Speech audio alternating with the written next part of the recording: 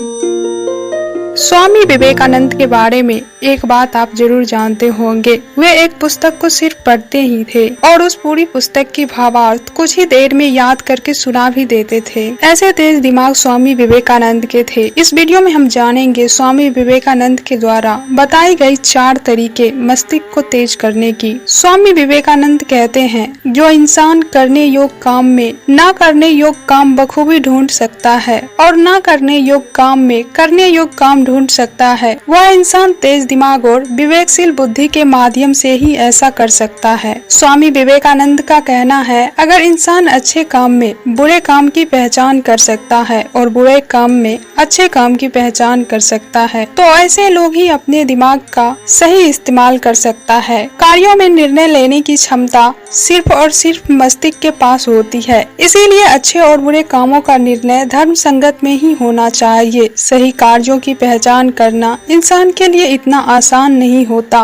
परंतु अगर धर्मार्थ सोच के अनुसार निर्णय किया जाए तो सब कुछ आसान हो सकता है। दिमाग तेज करने का दूसरा तरीका है, स्वामी विवेकानंद कहते हैं, मस्तिष्क में आए उन सभी विचार पर गौर करें जो आपको लाभ दे सकते हैं। अन्य विचारों पर गौर करने का कोई फायदा नहीं है। तेज सेफ माइंड के लिए यह कदम बहुत कारगर साबित हो सकता है। जो आपकी सोच है, जो आपकी मन में जानने की इच्छा है, जो जिज्ञासा है, उसे तुरंत किसी भी माध्यम से पूर्ण करें। वह माध्यम किताबें भी हो सकती है। दिमाग तेज करने का तीसरा तरीका है, स्वामी विवेकानंद कहते हैं, इंसान ज्ञान तब तक ग्रहण नहीं कर सकता जब तक कि उसे अपने जीवन को बेहतर बनाने की जरूरत महसूस ना हो। पढ़ना और सीखना आपकी मजबूरी नहीं, जज्बा होना चाहिए। पढ़ना और सीखना ऐसी चीज है जो कभी भी जबरदस्ती प्राप्त नहीं की जा सकती। जब तक इंसान के भीतर इसकी जरूरत महसूस ना होगी, तब तक इसे दुनिया की कोई भी ताकत ग्रहण नहीं करा सकती। दिमाग तेज करने का चौथा तरीका है, भावनाओं में भावुक होने की बजाय उन्हें समझे। स्वामी विवेकानंद कहते हैं,